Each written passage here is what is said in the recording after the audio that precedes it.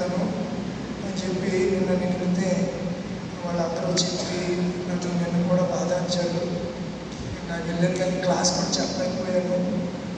మధ్యలోనే చెడిపోయాను. పిల్లలే అడ్జస్ట్ అయ్యారు. మా కాళ్ళే అడ్జస్ట్ అయ్యి మిగతా స్లాట్ అంతా వాళ్ళే పని చేసుకుని వెళ్ళిపోయారు. మీరు ప్రార్థన చేయండి. తమ్ముడు ఏదైనా చేసినట్టుగానే ఏ రోజు కూడా క్యాంప్ లేకపోకుండా ఒక ఆదివారం తప్ప మిగతా అన్ని రోజులు కూడా మ్యాక్సిమం అక్కడ లేకపోతే చర్చిలోనే ఏర్పాటు చేసుకోండి.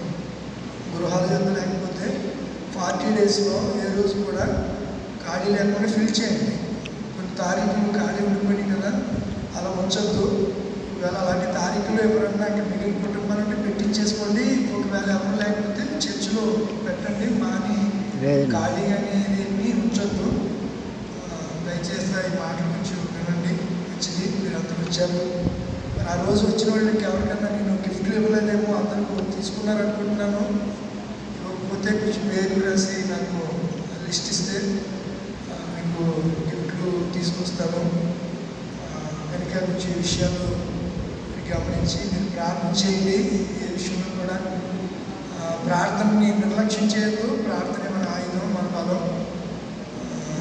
తప్పకుండా దేవుడు కార్యం చేస్తారు. పిల్లలు చదువుతున్నారు. మా నాన్న హాస్పిటల్కి జస్ట్ అలా తీసుకెళ్తున్నారు. ప్రార్థన చేశాను. ప్రార్థన చేయను అన్నాడు. ప్రార్థన చేశాను. వీల్ చైర్ మీద నవ్వుతూ వెళ్ళాడు.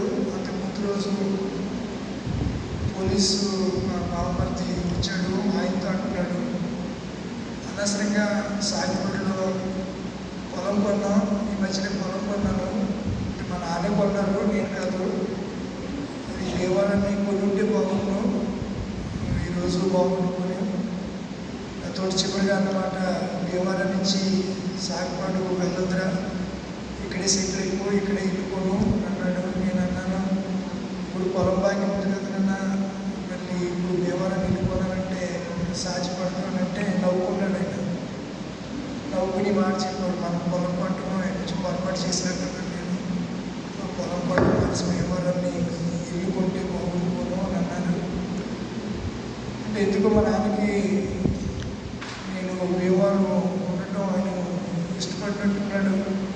ఏమో ప్రార్థన చేస్తున్నాను. ప్రభు ఎక్కడొచ్చింది, స్వజనులు కదా, ఎంతైనా అక్కడ రక్త సంబంధులు ఉన్నారు, స్వజనులు ఉన్నారు, అక్కడ ఇల్లు ఉన్నాయి. సాగిపాటులో మరొక స్థలం ఉంది, ఐసీపీ స్థలం. మాకు అసలు ఊరికి మాకు 1 కిలోమీటర్ పైన దూరం ఉంటుంది. మెయిన్ సెంటర్లో బడి పక్కనే ఎంటీ స్థలం ఉండిపోయింది. అవి పూర్తిగా రిమూవ్ చేసేసాం, పడగొట్టేసాం.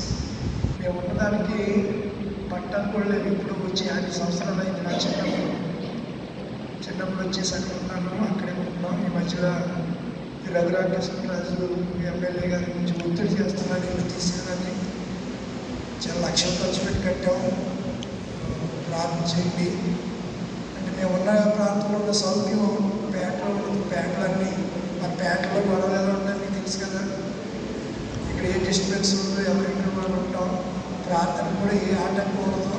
చక్కగా ప్రార్థన చేసుకోవడానికి కూడా డిస్టర్బెన్స్ ఉంది. అసలు ఇంట్లోకి వెళ్ళి తప్పేసుకుంటే బయట లోపల ఏం జరుగుతుందో కూడా తెలియనటువంటి పీస్ఫుల్ వాతావరణంలో మేము ఉన్నాం. అక్కడ ప్రపంచంతో ఎలా ఉంటుందో జరుగుతుంది. ఈ మధ్యకు ప్రభువే నేను పంపించాలని తలుస్తున్నాను. కనుక తప్పకుండా ప్రార్థన చేస్తారు కదా. 2 రోజులు ప్రార్థన చేశారు. ఇక మీదట సోదరుడిగా ప్రార్థన చేయండి, సేవకుడిగా కాదు. వీళ్ళు ఒకటిగా గుర్తుపెట్టుకోండి. వీళ్ళు ఒకటిగా ప్రార్థన చేయండి. నేను ఎక్కడ చేసినా నాకు ఆత్మీయ సేవకులు, ఆత్మీయ బంధుత్వం ఎక్కువ ఉంటుంది. రక్త సంబంధుల కంటే ఆత్మీయులు ఎక్కువ. పెదవేరంలో ఇంచుమించు వాళ్ళందరూ కూడా ప్రతి ఈవెంట్కి పిలుస్తారు. నేనే కాలేజీలో వెళ్ళలేకపోతూ ఉంటాను. ఎక్కడి నుంచి ఆహ్వానాలు వస్తూ ఉంటున్నాయి. వెళ్ళలేకపోతే మీ దగ్గరికి వచ్చాక అసలు సాధ్యపడలేదు. ఆదివారాలు ప్రత్యేకంగా మీ దగ్గరికి రావాల్సి వస్తుంది. ఎక్కడికి వెళ్ళలేకపోతున్నాను. ప్రభుత్వంతో మధ్యకు రావడం. తప్పకుండా మీరు ప్రార్థన చేస్తారని ప్రత్యేకంగా మీరు జ్ఞాపకం చేస్తున్నాను. మాస్టర్ గారికి కూడా ప్రత్యేక వందనాలు. సమాధి కార్యక్రమానికి వచ్చారు, ఆదరపడడానికి కూడా వచ్చారు. చాలామంది రెవరెన్స్ వచ్చారు. చాలామంది పిల్లలు విశాఖపట్నం మాస్టర్ గారు కలిసిపోయి 1-2 రాయలు పాస్టర్ గారిని, పెద్దగారు పాస్టర్ గారు ఉండి ఇలా చాలామందిని పిలవలేకపోయాను. మేబీ సరే చాలా టైం పడుతుంది. ప్రభు చెప్పినట్టు వచ్చే ఆదివారం వాక్యంతో కూడినటువంటి కొన్ని విలువైనటువంటి విషయాలు మీతో పంచుకుంటాను. ప్రతి సాయంత్రం నేను బహుశా ఇంటి దగ్గర నుంచి వస్తాను. ఎందుకంటే మీరు 7 గంటలకే గ్యాదర్ అయిపోవాలి. ఎన్నింటికి?